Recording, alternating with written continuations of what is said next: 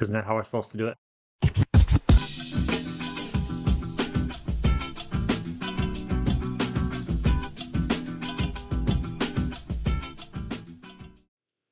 Welcome to Check Your Shelf. My partner in crime, Steve, isn't here at the moment. He's out camping and kayaking with his family while reading The Willows for an upcoming episode of Check Your Shelf. I'm gonna let that sink in a minute. He's kayaking while reading The Willows. That's just the kind of person he is, though. If you don't believe me, It's me. I was thinking with this hat and glasses, I kind of look like a famous author. I'm not a famous author, but my new favorite famous author is Algernon Blackwood.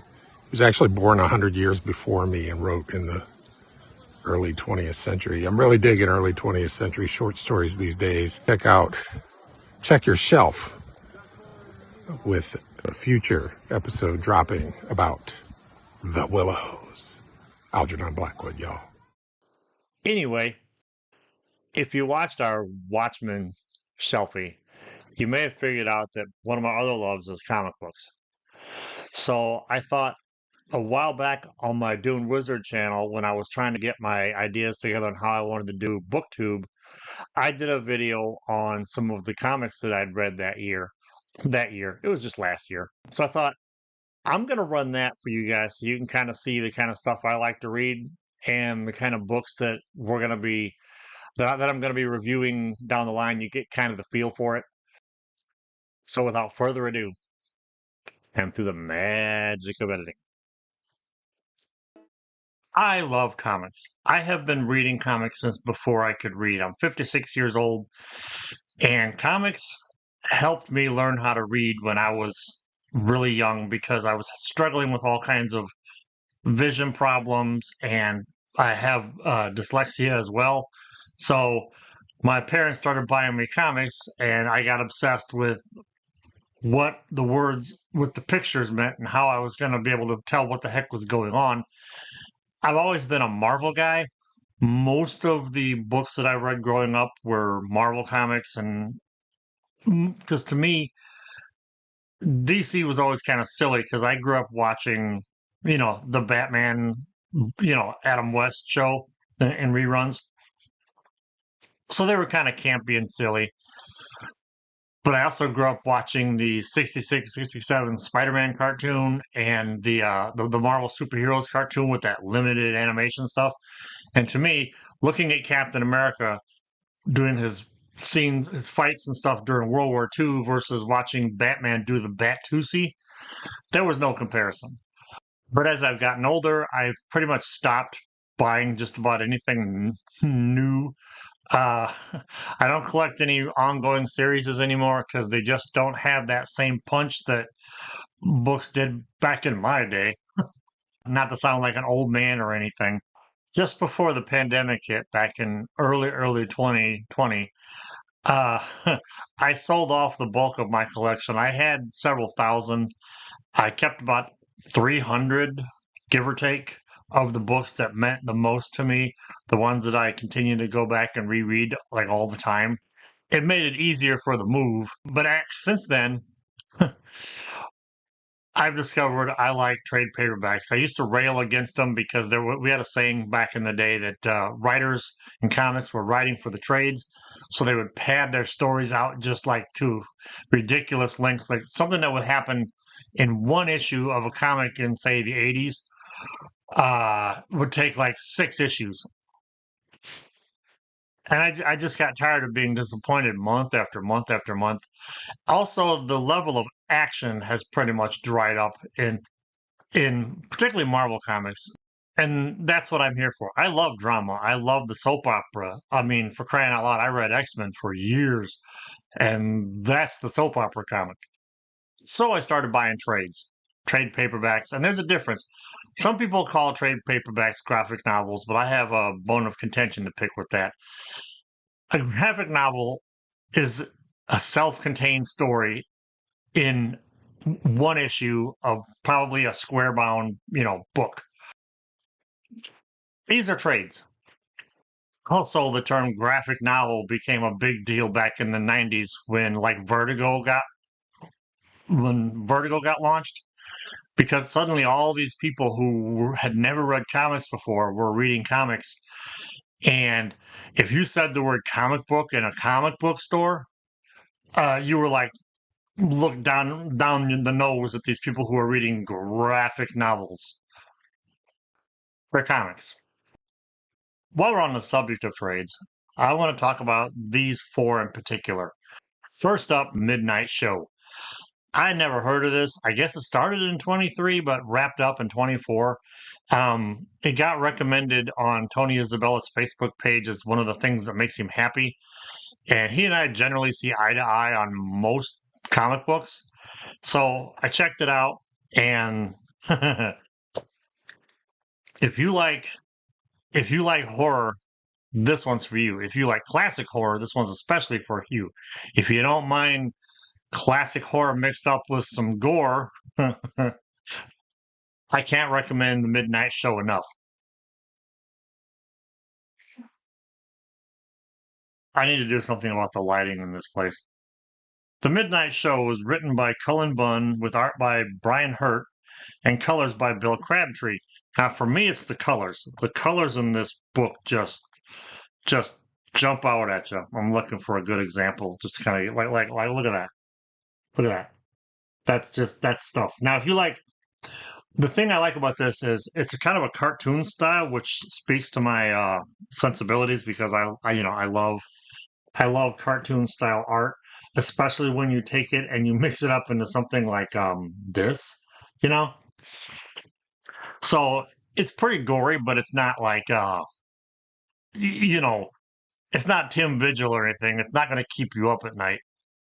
It was originally a 4-issue miniseries that they put in this trade, and of course, like all trades, you get the really cool. Look at that. You get some really cool, alternate covers. You get this really cool, like Dan Brereton alternate cover. Basically, the story is this director from like 750 years ago was making this great masterpiece of a horror movie, and there's this horrific event that happens, and he disappears. The film is never finished, and umpteen years later at a film festival, they decide they're going to show the never before seen footage from said movie, which unleashes chaos upon the town. A word of warning though, don't get too attached to too many characters in the story. Nobody's safe. Midnight Show, great read. You can find it online. Can't recommend it enough. I wish I could say the same for Junkyard Joe. Junkyard Joe was written by Jeff Johns and Gary Frank. It's a nice comic to look at. The story is kind of neat. It follows this Vietnam vet. His name was Muddy Davis, and he created this character Junkyard Joe based on events that happened to him in Nam. And like, I kind of get what they were going at with this because it takes place in Indiana, where this family moves to Indiana for the dad's job. The mom died recently. There's all that kind of internal strife thing going on amongst the family members. I think the dad's like a tech guy, and he moves to Indiana, which I get the feeling Jeff Johns has flown over Indiana more times than he's been in it. If you're gonna move to Indiana, you're gonna move to Indiana to be in the pharmaceutical or the medical industry. But Junkyard Joe shows up and mayhem follows. It takes place over a Christmas season, and it's part of it was an Image comic that I guess was under the Mad Ghost imprint. It's a small part in a bigger story, but I think as much as I just kind of on it, it's a good story. It's a good one-off story. Like if you like stuff like Iron Giant, it's not as good as Iron Giant. But if you like that kind of stuff, And if you like robots in military gear, like GI Robot, for instance, it's worth the read. I don't plan on following the whole bigger picture of the story because this, like I said, this is a good one-off series. If you haven't figured it out, judging by like the way GI Robot's kind of drawn here, Muddy Davis is a play on Jim Davis, who created Garfield, who's from Indiana. So I think that's why he decided to be clever. Jeff Johns decided to be clever and put it in Indiana. But the problem I have with this book is I can buy the robot, I can buy the the adversaries pursuing him. The family dynamic is played out pretty well, even though it's a little bit. You can kind of figure out what's going to happen, and the art is great. But what I can't buy is small town Indiana. Being from small town Indiana, I can't buy small town Indiana celebrating all the different kinds of cultures in their Christmas parades. I could be wrong. Maybe there's one. Maybe this town is the one. This was also Isabella recommendation, by the way, and for the most part, it's a good read. It's worth it, but like I said, I had a few hangups with it, which I can't say for the original Suicide Squad. I picked this trade up at Ollie's when me and my girlfriend were out road tripping over the summer, and this thing is Silver Age batshit insanity. It's absolute. It's the best. This version of Suicide Squad popped up in '59, I think. So there's not a lot of room for character development. It's mostly just action. Like each issue, you get one panel of Rick Flag and Karen, seen here, provided by the wonderful art of Michael Cho. Um, but you get one panel of like, I wish we could be alone. Well, we can't be alone because you know how the rest of the team feels about you. It would be bad for morale. So basically, these guys here all just have the hots for her. And in the '50s, you can't get too soap opera apparently, unless you're in a soap opera comic. But this one has dinosaurs, which I didn't realize at the time. I bought this because I saw the cover. I'm like, what do you mean Suicide Squad fought dinosaurs? Again, I'm not the biggest DC guy. I know about the Suicide Squad and their various iterations, but I was not aware they fought dinosaurs. This particular volume has art by legends like Gene Colan and Joe Kubert, but it also has art by the most unsung artist in comic book history, Ross Andru. Ross Andru created the overall look for the book initially, and his later work on Spider-Man, oh, perfect.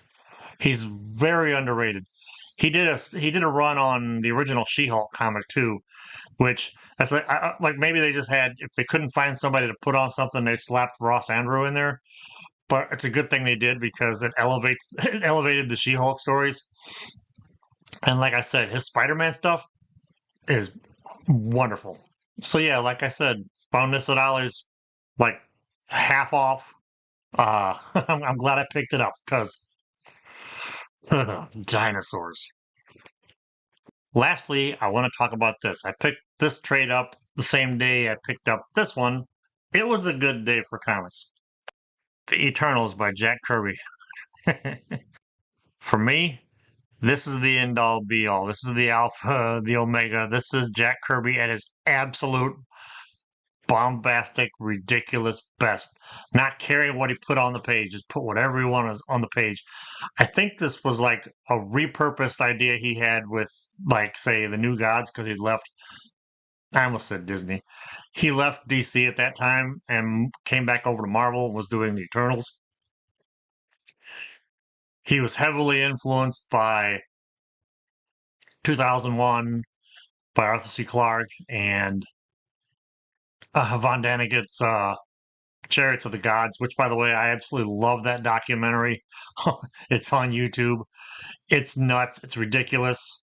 But when I want to like refresh my brain for like to go off into some kind of highly speculative world, to basically just have a lot of fun coming up with absolute bonkers um, cosmic ideas, I default back to the Eternals and Chariots of the Gods.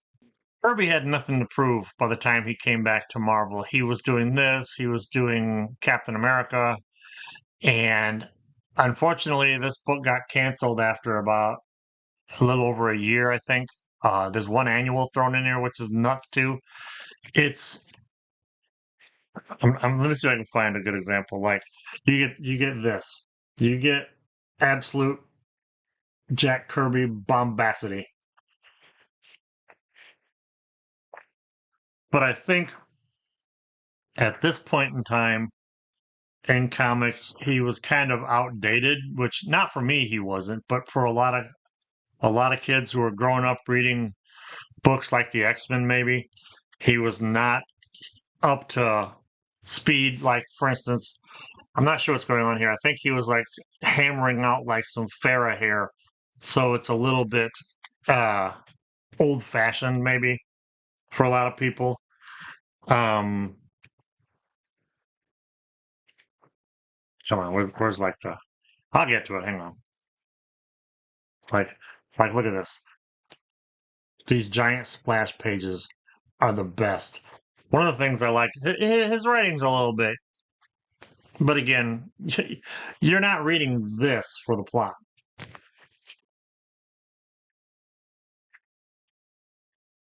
Do it. One of the things I liked about the way this book was ran was typically he would do first page would be a splash page, second page double splash page, next page another splash page, and then it would break off into panels. Sometimes it would alternate. And the way I look at it, some people will criticize this approach that he had, where you're basically giving away all the best stuff in the beginning. But I think what it does is it creates a funnel. You get this grand design, for lack of a better term, and it slowly brings it in together, and then you're into the story. Yeah, and then he would wrap it up with a really good cliffhanger, and then you're right back into the Jack Kirby insanity. See, look at that. Who cares about plot? As I've said before, this is probably my favorite. This is my favorite Jack Kirby owned and operated 100% all him creation. This is him untethered. This is what I love. Honestly, this is a hot mess. I'm not going to lie. You're in it for fun. You're in it for just all the crazy names that he comes up with for things. The over the top action. The fact that this was basically self contained, because like the Hulk makes an appearance, but he's not, it's not the Hulk. This is its own world until after this book gets canceled and Roy Thomas brings it in Thor and turns it into a whole part of the 616. And if you know anything about the relationship between Roy Thomas and Jack Kirby, it makes sense why he did it. I'm conflicted because Roy Thomas is probably my favorite comic book writer. His run on Conan is incredible, but for me it was Invaders, which I then when that book got canceled, I think he hopped over to DC and took all of his ideas that he had left over for the Invaders and put it in All Star Squadron. I could be wrong. So anyway, that's going to do it for today. Thanks for watching.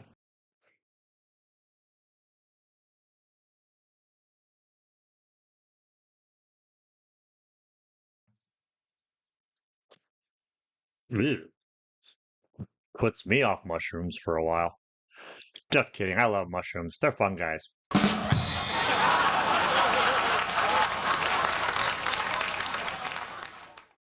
All right, that's going to do it for this video. Steve will be back next week. We got a lot of fun things planned, including a review of The Willows, as I've turned Steve into something of an Algernon Blackwood junkie. I'm Paul. That was Steve at the beginning. And the next time you're looking for something to read,